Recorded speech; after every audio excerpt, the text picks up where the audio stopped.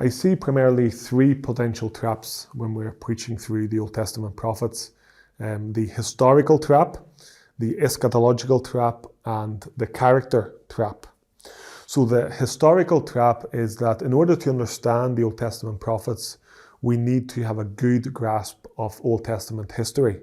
So we need to be aware of what's taken place. We need to be aware of the various captivities and the exiles and the return after the captivity. We need to be aware of the superpowers, Assyria, Babylon, and Persia. We need to have all of this knowledge. But sometimes that then causes us to focus primarily on the history rather than on the message of the prophets. And sometimes when we're preaching the prophets, we will end up giving a history lesson rather than preaching the word of God. And that would be the historical trap. The second trap, the eschatological trap, would be that often we think that prophecy means prediction. And so that the Old Testament prophets were primarily occupied with revealing beforehand some events that would take place in their future and also in our future. And so we tend to catapult most of the message of the prophets to the end times. The reality is that it was a small percentage of their message that was occupied with the end times.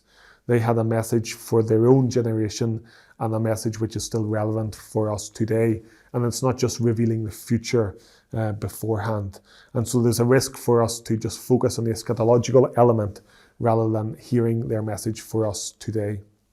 And the third trap, which is the character trap, is that sometimes we become fascinated with the prophet himself, with his life, whether he was married or not married, if he had children, and some of his personality and his character. But actually, if we're reading the Old Testament prophets carefully, there's little attention given to their own personality or to their own lives. The focus is on the message that they are proclaiming.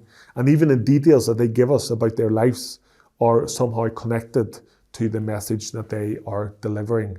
And so there is the risk of falling into the character trap, which is to be fascinated with the prophets rather than the message that they are delivering.